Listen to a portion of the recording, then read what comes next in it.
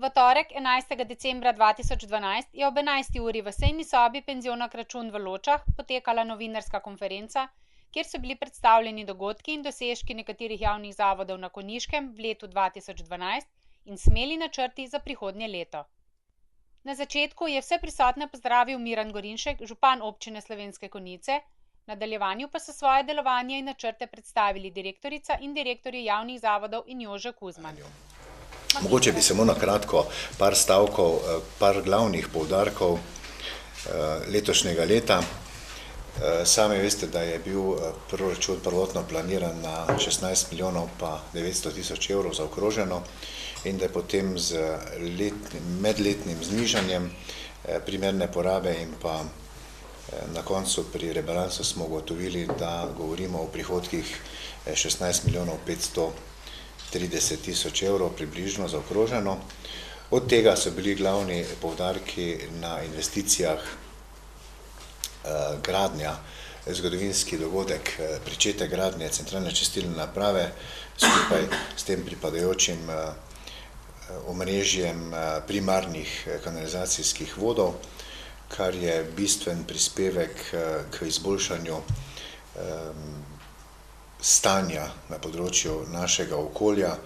Seveda v tem trenutku še ti učinki niso vidni, računam pa, da bomo v oktobru naslednje leto že lahko govorili o tem, da je Dravinja, vsaj kar se tiče prebivalcev Slovenskih Konjic in pa okolice in pa tudi industrija v samem mestu bistveno bolj čista. In to je vsekakor izjemen dosežek, da smo le uspeli po vseh teh velikih mukah priti do tega prepotrebnega denarja, kajti pridobiti odločbo za 6 milijonov 600 tisoč evrov je to kar na enem kosu papirja, to ni tako enostavno. No in od tega bomo v letošnjem letu porabili približno 2,7 milijonov za izgradnjo tako enega kot drugega dela, to se pravi same čistilne naprave in pa kanalizacijskega omrežja. Druga največja postavka, za katero je šlo zaokroženo 2,1 milijon evrov, pa je gradnja odprtega širokopasovnega omrežja. Pri tem pa vsekakor velja poudariti, da gre v celoti za sredstva pridobljena iz drugih virov, se pravi en del sredstva zasebnega partnerja, to je podjetja GVO, v drugem delu pa občina vlaga kot lastni vložek sredstva, ki so pridobljena na razpisu Evropske unije za izboljšanje stanja na področju informatike. In pa na koncu bi samo izvzel ta srečno pripeljan do te faze, kot je obnova starega trga, kljub vsem zapletom, približno 680 tisoč evrov je šlo letos v ta namen.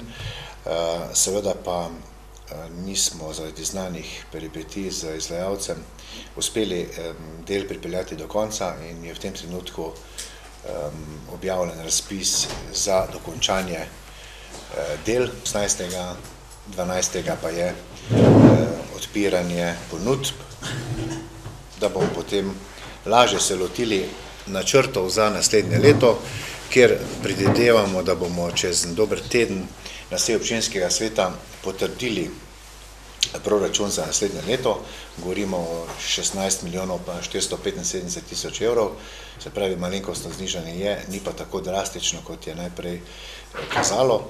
No, in od tega gremo v nadaljevanje izgradnje čistilne naprave in pa tudi zaključka celotnega sistema, za kar bo potrebnih 4,3 milijona evrov. Magistra Renata Klančnik je zbranim predstavila delovanje javnega zavoda Splošna knjižnica Slovenske Konjice v letošnjem letu in nekaj načrtov za prihodnje leto. Omenila bi, da bo poleg prireditev v leto 2013 leto namenjeno predvsem tudi promociji turističnih znamenitostmi s poudarkom na Žički kartuzi in obnovljenem Starem trgu, ter pa veliko pozornost bomo namenjali povezovanju s sosednjimi ponudniki, kot na primer Ksevt. V zvezi z aktivnostmi vezanimi na Slovensko vinsko kraljico 2013, kot ste najbrž slišali, pripada ta čast naši someščanki ali soobčanki Neži Pavlič, bomo promovirali Konjice tudi kot mesto vina. Izdelana bo nova sodobna spletna stran, ki bo omogočala preglednejšo ponudbo, koledar dogodkov in slikovno atraktivno predstavitev zavoda in občine. Veseli smo, na koncu lahko rečem, da lahko s svojim delom omogočamo kvalitetno preživljanje prostega časa našim občanom, tako najmlajšim kot tudi najstarejšim, in s svojimi aktivnostmi bogatimo kulturno-turistični utrip mesta. K sreči nam energije in idej ne manjka, upamo, da nam bo občina in vse ostale inštitucije stala ob strani tudi v bodoče. Dobro sodelujemo tudi z vsemi kulturnimi društvi in upamo, da bomo novo leto, ki je pred nami, preživeli čim bolj kulturno v vseh pogledih. Hvala lepa. Na novo izbrani vodja magister Franc Dover je kot direktor javnega komunalnega podjetja DOO Slovenske Konjice podal povzetek dela in načrte. Nekako s 1.1.2013 se spremeni cena vode. Za gospodinjstva se podraži in poceni za gospodarstvo. To pomeni vodarina. Suma na fakturi oziroma na računu bom malo kasneje pokazal, je malo drugače od tisto, kar je bilo razumljeno. Ukinja se blagajna, vsa plačila brez provizije so omogočena na Deželni banki Slovenije in pa v januarju 2013 bomo pozvali preko medijev seveda vse tiste uporabnike naših storitev, ki danes ne prejemajo naših računov za vodo, odvoz smeti ali še kar drugega, da zadevo uredijo, saj bomo od februarja dalje in trenutka, ko bomo to ugotovili, bo bistveno dražje. Tukaj se bomo pač v skladu z zakonom o varstvu potrošnikov uskladili glede na letno porabo, vse, kar bomo kasneje ugotovili, to se pravi, jaz temu pravim tudi črni odjem, bo v skladu z cenikom še dodana ena postavka zraven, katera je že potrjena. Poleg vsega plačila vode še okrog 670 evrov, kjer v takšnih primerih pride do odstopanj in pa seveda ureditev vodovodnih priključkov na način, kot imajo vsi ostali, ki že danes imajo to urejeno. In sedaj, če naredimo eno kratko in hitro primerjavo, kaj pomeni s 1.1. za gospodinjstvo. To, kar je zeleno debeljeno, je tisto, kar se vodarina spremeni iz 0,37 na 0,71, kar pomeni indeks 91%. Omrežnina je dodana, to je 1,5 evra, je pa zato vzdrževanje priključka in števnina, kot vidite, iz 6,19 znižana na 3,09, prepolovljena. In štiričlansko gospodinjstvo, ki porabi nekje na mesec 15 kubikov vode, je do sedaj plačalo nekje 26,93 evra, tu je brez odpadkov dodanih na tej položnici, kar pomeni na osebo 6,73. V skladu z novo ceno bi to znašalo 30,49 oziroma 7,62. Pomeni, to se pravi 0,90 evra na osebo pride ta sprememba na skupni položnici. To je treba gledati kot paket, ni samo vodarina.